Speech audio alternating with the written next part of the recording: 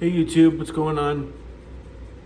Sorry I haven't been able to talk to you guys lately. I've just been really busy with work and family stuff. My parents recently moved down to Denver, close by, so I was helping them come from up in the high country here in Colorado down to the city. Work stuff, personal stuff.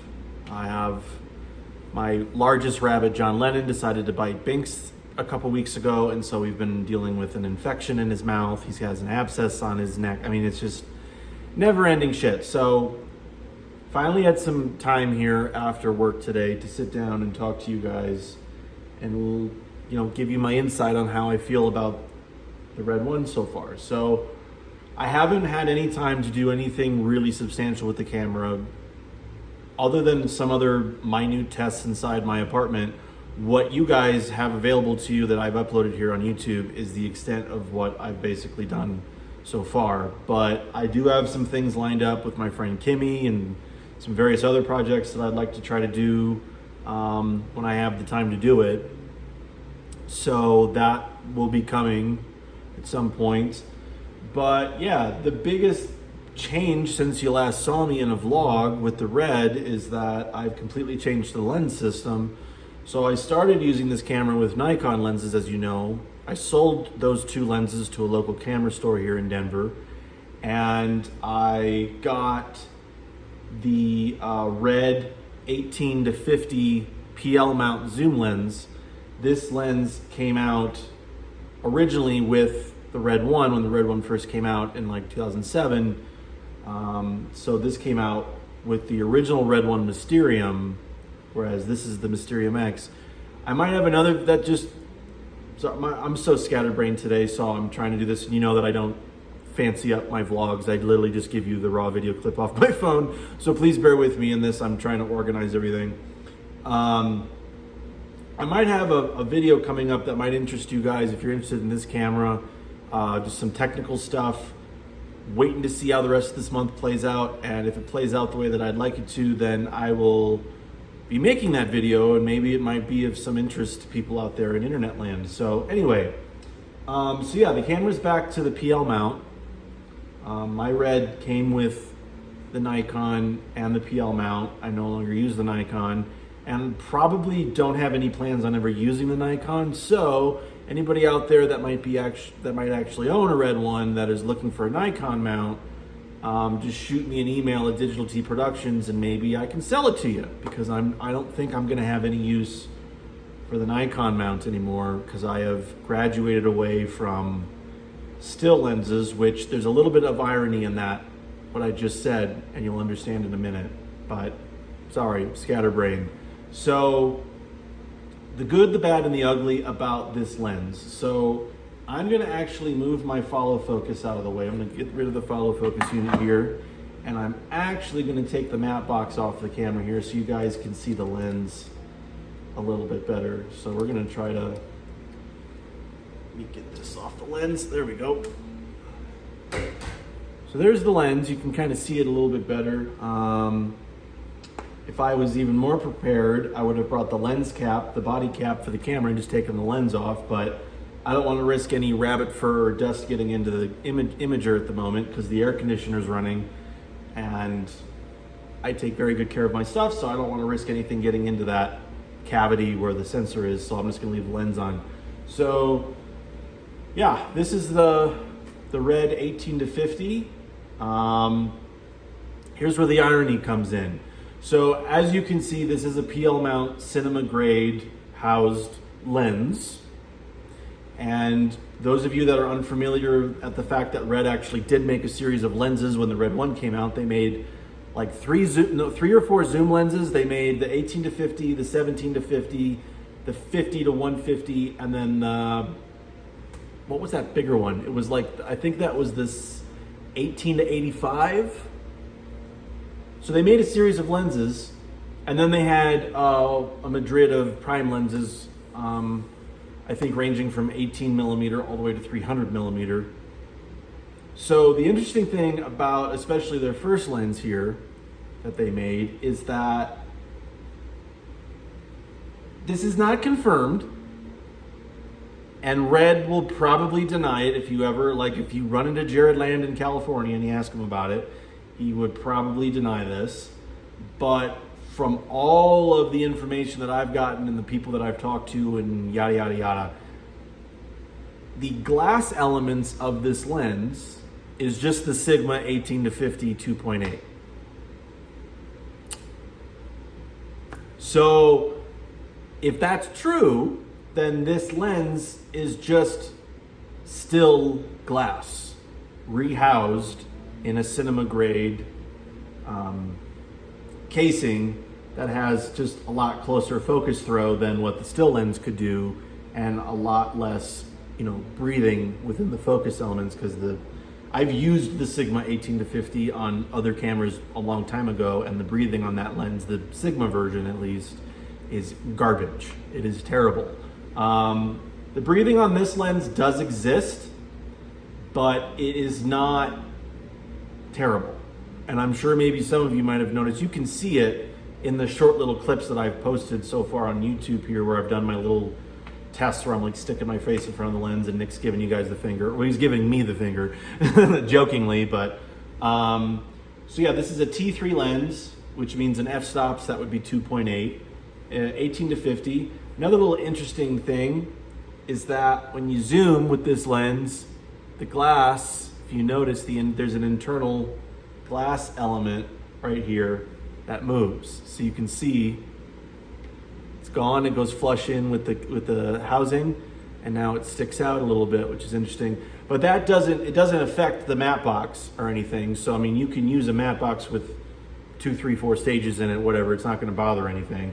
It's just kind of funny how, I'm sure that was probably a cost cutting, because most zoom PL lenses, everything's internal. There's nothing is moving, and all the zooming is happening inside of the actual lens. But this is what I will say. So here, this is the interpretation that I have after using this for a bit. The image is incredibly sharp. I'm getting color performance, sharpness performance, and contrast performance that far exceeds anything that I got with the Nikon lenses. Red, as we all know, loves to humdrum their marketing quite a bit, especially in the early days when Jim and Jared were creating this, and this was like their sole focus. I remember them saying like the lenses are coated especially to bring out the best of the Mysterium and the Mysterium X sensor. Okay, that might just be fancy marketing, I don't know, but all I can say is that when you pair this lens with this camera, I am getting better results than even when I had the Scarlet Mysterium X and I was using the Sigma 18-35. So this lens is incredibly sharp. The breathing is minimal. The only performance issues I have is, and this might just have to be my specific lens just because these lenses are old. I mean, this lens theoretically is older than this Red 1 body, because this lens is from 2007 and my Red 1 was from, I think it was manufactured in like 2010, 2011. So when you very lightly rock the zoom like this, the whole image does this. So like if you knock the zoom on here just a little bit, the image starts doing this, which is, again, it might just be something due to the fact of this lens being as old as it is, and of course they were cheaper PL mounts, even PL mount lenses, even for the time, they were always more affordable. So you have to understand that the build quality of these lenses are not going to be in line with Angenieux or what Zeiss or Panavision or Arri or any of those guys cook. Red was marketing these lenses like they were, and they're not. But image performance wise, they're fantastic. I mean, especially for the money, these things are next to nothing, even compared to what they used to cost. I think this lens, brand new back in the day, was like $6,000 or $7,000. And if you're really lucky, like I was, you can find this zoom lens for under $1,000. So just something to throw out there. The lens is for the money, I think the best PL zoom lens that you can buy. So that goes to say, like, not even if you're just trying to pair it with a red camera, like if you have another PL mount lens camera of some kind, like, Alexa or a Sony F55 or a VariCam or Sony F3, whatever, I think that for the money, if you're on a tight budget and you want PL glass, this is the best that you're gonna get in kind of the low budget end. And the literal only real problem that I have with this lens, well, there's two. One I've addressed, the other one I'll get to in a minute, is just kind of that image knocking. If you just rock it like that, if you actually like grab the zoom and just do a full zoom, it's fine. But if you have it at 18 millimeter and you just slightly tap it, it almost like it stops. You see that? Like how I'm barely touching it and then it stops and I have to aggressively force down to do that. Probably didn't translate well on video, but you get the gist. So it's that problem. And then the other problem is that this is not a parfocal lens. So if you do a zoom during a take, understand that the focus is not going to hold during the zoom. So you're going to have a follow focus unit and mark it if you're that anal or you're doing something that requires the zoom to stay, or the focus to stay within the zoom. You know, if you're focused on a subject and it zooms out and you need that subject to still stay focused, understand that unless you're moving the zoom at the same time, or the zoom, Jesus, I cannot talk today, the focus, your focus is going to throw. And I did multiple tests on this with like Nick sitting on the couch and the rabbits and, you know, my bookcase here, whatever. And yeah, the focus does not in any way, shape, or form hold through the zoom. So honestly, if you don't have any zoom motions in your stuff, or you're not really that picky and you can just quickly adjust the focus after you've done your zoom motion, then that's not going to be a problem. Or you could use this lens just as a bunch of variable primes and not actually use the zoom motion and just change your focal length as you're shooting. That's cool too. So out of a 10, I would rate this lens a solid, I'd say around 8.5, 9. It's really, really great. And especially when it's paired with the Red One, I've gotten amazing images. They're tack sharp. I love the fidelity of the fucking image coming out of here. This whole setup is fantastic. So, yeah, other things, I guess, is people out there that might be interested in the Red One. Here's the one thing that I have learned in terms of media. So I have the SSD drive on my Red One. I also have, as you can see, the red drives, like the spinning SATA drives. This is a 320 gig drive. Also, the other thing you probably might have noticed is that it's sitting on a new tripod. In the time since I've talked to you last, I actually invested in a tripod that can take the weight of this camera. And I cannot tell you the world of difference it is operating something this heavy when you actually have a tripod that can actually carry a lot more weight. The tripod that I have right now, I just have some, for now, cheap Pro-Aim aluminum legs, but the tripod head is the, what is it, the Suryue? I don't know how to pronounce it. Don't make fun of me. The model number is the BCH30. So fantastic. For the money, I don't think, especially if you have like a really heavy kit, I don't think you can get better than this head for the price. I really don't. I have absolutely zero complaints. I would rate the tripod a 10 out of 10. So there's that. That's a new thing too. But just in general, it's been really a dream, this whole thing. I don't have any issues. But what I was getting at with the media is that in the world of Apple Silicon, which is what I use for computers, I have a M2 Mac Mini at the moment. I can transfer both the red drive and the red mags via USB. Now, the transfer rates between these are very different. You can hold more footage on these drives up here but the transfer time is about 25 or 30% slower than the transfer rates coming off of these Red mags. So just letting you guys know that unless you have an older computer that takes FireWire, because for whatever reason, my Apple Silicon, even with all the Thunderbolt to FireWire dongle shit, cannot read the Red drive via FireWire, will only pick it up via USB, and it's USB, on this thing, it's USB 2.0. So, yikes. So that, food for thought on that one, but absolutely in love with this thing. You know, I don't think I've personally had a camera comeback story as sweet as this one, because I ripped, as I've said in previous videos, I ripped the Red one to pieces for a little over half a decade, because the first time that I owned the Red one in 2015, when I was still living in Chicago, my experience with the Red one was fucking awful. It was one of the most frustrating, convoluted, it was terrible. I mean, I wanted to punt that thing off a fucking roof. I was so pissed about it. And again, you know, years go by, reevaluating things, you get a hold of it, and I'm really happy that I did give it a second chance, because all the things that I thought might be the reasons as to why I was frustrated the first time actually became true, which was that a lot of it had to do with where I was in terms of camera experience at the time.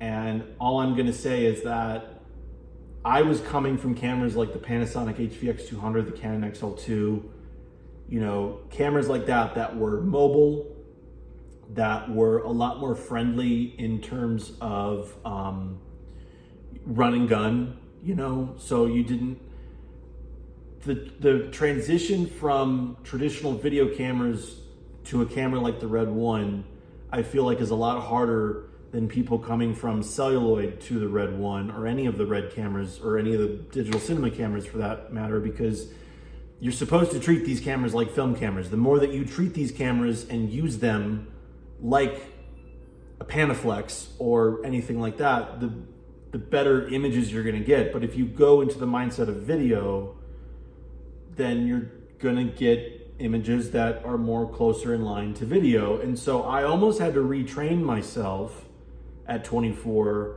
everything that I knew about cinematography, digital cinematography and videography, because it was a whole new system, and it was looking at light differently, and the field of view was bigger, and the camera was heavier, and it was eating batteries like crazy. I didn't have the right batteries back then either.